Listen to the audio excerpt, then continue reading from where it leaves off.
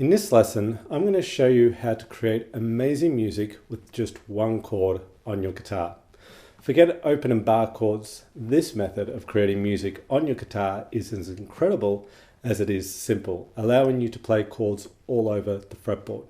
Now, of course, open and bar chords are useful for your guitar playing. However, they are also very limiting and only ever really reveal the tip of the iceberg when it comes to harmony on the guitar. Hi, this is Simon Candy from AcousticGuitarLessonsOnline.net, and today I'm going to run you through a simple process that allows you to create incredible, sophisticated and unique sounding music on your instrument with just a single chord. Better yet, you are going to sound more like a pianist than a guitarist with a full sound where you are playing both the harmony and the accompaniment parts at the same time on one guitar.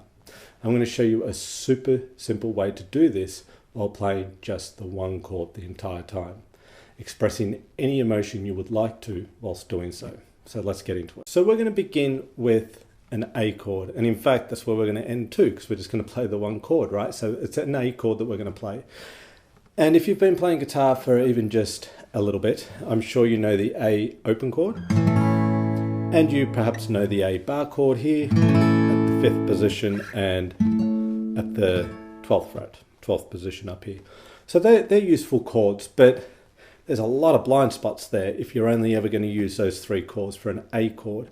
They're very static and, you know, they're useful, but they're just the tip of the iceberg, as I said just before. What we're going to do is we're going to use triads. Now, triads are little 3-note chords, and they can happen and occur all over the fretboard in string sets.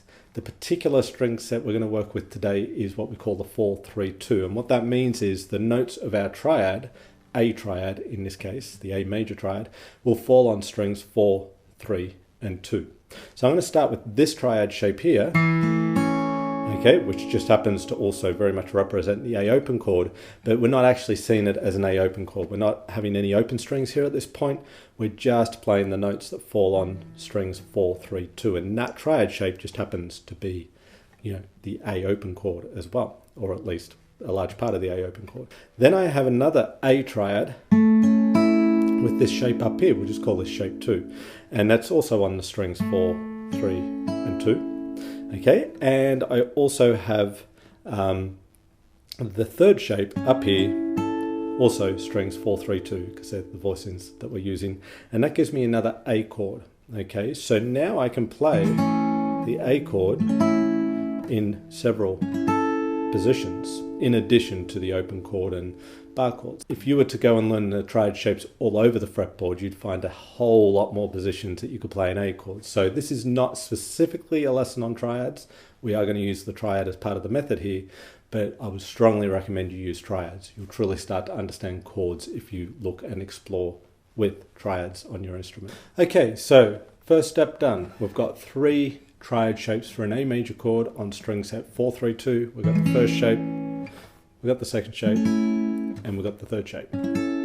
Now those shapes are actually quite easy to play. They're no harder than playing an open chord. If you can play some open chords, you can play these shapes. They just happen to be in higher positions on the guitar, but they are no harder to play than any chord shape you might play as an open chord down here in the open position.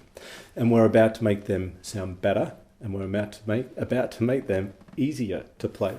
Because what we're going to do is we're going to bring in the drone of open strings here. So first off, I'm going to take the first shape here. And what I'm going to do, and I'm going to do this for each shape after as well, so I'm going to take the fretted note away, or the finger off of the 2nd string.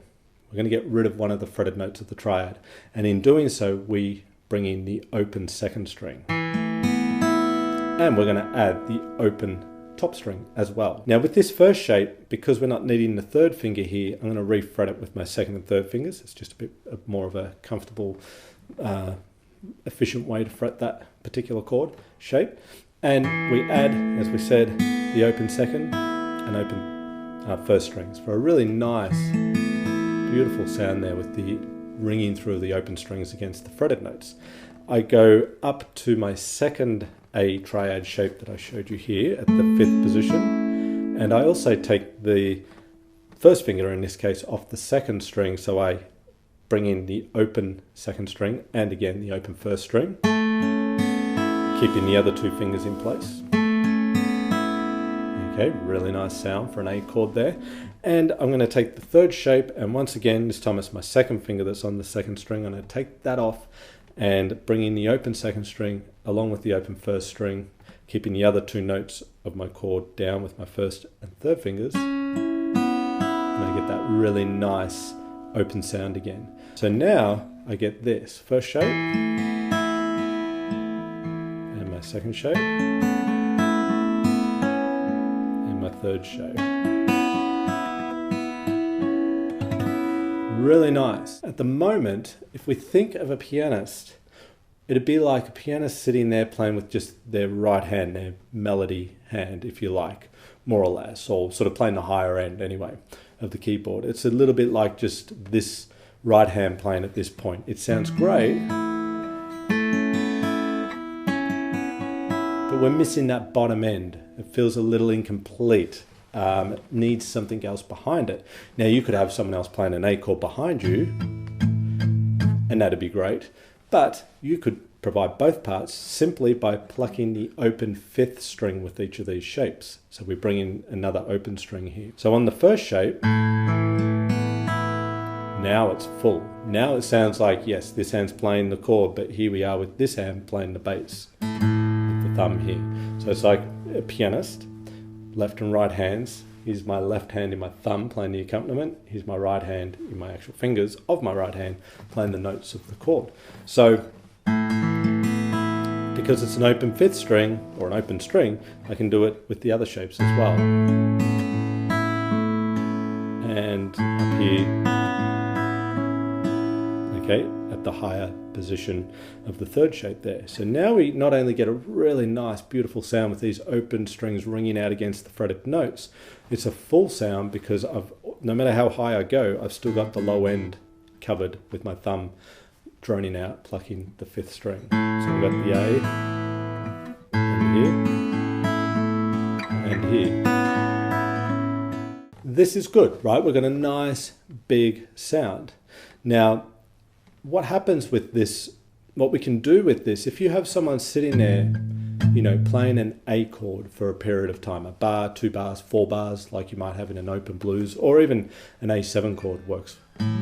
These will work over an A7 chord too, because an A7 chord has the bass of a major chord. So the triad shapes will work beautifully over a dominant chord. So, you know, it could be the first 4 bars of a blues, could be a passage of a bar of A somewhere in a tune, whatever it is. The person playing the A chord is playing a static sound, a static chord, you know, in some sort of fashion, right? They're sitting there on that static sound. On top, you could be playing any of these chords or a selection or some combination. And what you're doing is you're creating movement across that static sound. The harmony is static. It's the A chord for a period of time, a bar or 2 bars or 4 bars. But as that's happening, you can be doing various things with your little shapes here. Or indeed, you could be providing an open fifth string for the accompaniment as well. Okay, so it's a really nice way to open up the fretboard, open up the sound of the open strings against the fretted notes, all while just playing a single chord. This is just A, okay? Much more interesting than just A, and A. Okay, when we can, in addition to that, I'm not saying there's anything wrong with that, but in addition we can branch out a bit more and get some nice droning sounds with this triad open string combination that we've got going. So let's have a look at a few different ways we can approach using these chord shapes or playing these chord shapes, what we can apply to them as far as our picking hand is concerned. So first thing I will say is I am finger picking here, but you can do this with a pick just as effectively. This is as much a flat picking plectrum approach as it is a finger picking approach. I just happen to be finger picking. One thing you might do first is just play through the shapes, separating the root note, the bass note here, the root note on the fifth string, and the chord itself. So you get a sort of bass note strumming type approach. Play the root note, strum.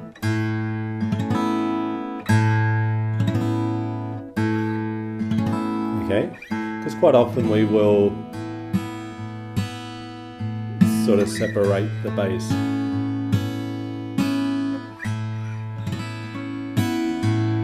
So it's good to be able to do that. Another approach would be just to simply strum the chord. Now when you're strumming here, you're going to be able to strum much more freely if you use your thumb of your fretting hand just to lightly touch the bottom string. Not pushing down on it because you'll end up fretting a note there, just touching it. And if you do that, you can really strum.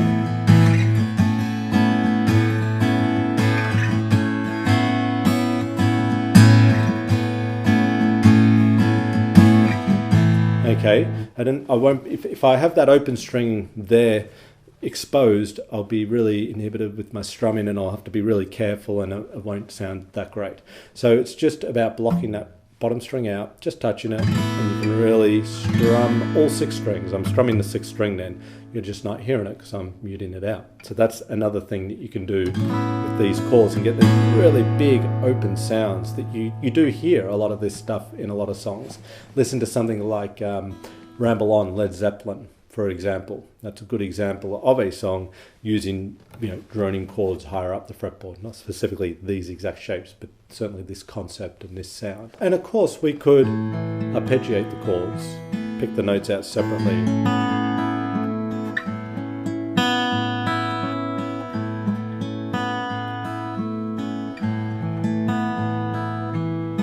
Okay, so that sounds really nice too. And often it's going to be a combination of all those 3 things.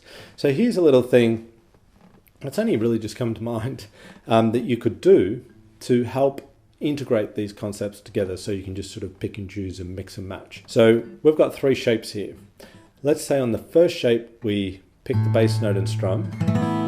The second shape we'll just strum the whole shape, muting out the bottom string. The third shape I'm going to arpeggiate. Then I'm going to come back to the middle shape and I'm going to bass pick and strum.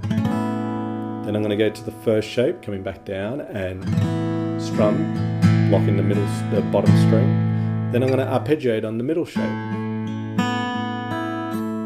Then I'm going to go back up and I'm going to pick the bass note and I'm going to strum. Is that what I was up to there? I think it was. Okay, but the point is that you're switching between each of the 3 approaches: the bass note and the strum, the pick, and the full strum. Any sort of combination of those is fine, but you keep mixing it. So each time you get to a different shape, if you go up and then back down, you'll end up coming back to the same shape but applying a different approach. Okay, in the first comment, or the first comment I should say, below this video, you'll see a link that will take you to a page of my website, and it will have these exercises tabbed there for you. So check that out, because it's a great way to not only look at different ways that you can approach playing these particular chords, but really effective ways to train the ability to mix these approaches together however you like. So it's as simple as that. This is the good thing about this is it's really, really basic. No harder than playing open chords. It's just a bit of a different way of looking how to play a single chord on your instrument and breaking out of the A open chord and to A bar chord shapes. If you like this video, then you will love this ebook audio I've created for you called Awesome Acoustic Rhythm Techniques that will transform the way you play your guitar. In this ebook, I take you through one of the most common chord progressions in music. What's not so common are the approaches I show you that can be applied to this progression. You will learn how to use embellishments and extensions to decorate the progressions you play, much like a pianist would, resulting in very cool, unique, and sophisticated sounding chord progressions. I will also show you great ways to play rhythm fills that punctuate the spaces between your chord changes, like the one in the progression I'm going to show you. This is much like the rhythm guitar playing of Jimi Hendrix, Stevie Ray Vaughan, or John Mayer. It's a very cool sound. So click the link in the description below this video and download your free ebook audio, Awesome Acoustic Rhythm Techniques that will transform the way you play your guitar. Let me know in the comments section what guitar topics you would like to see me cover in future videos.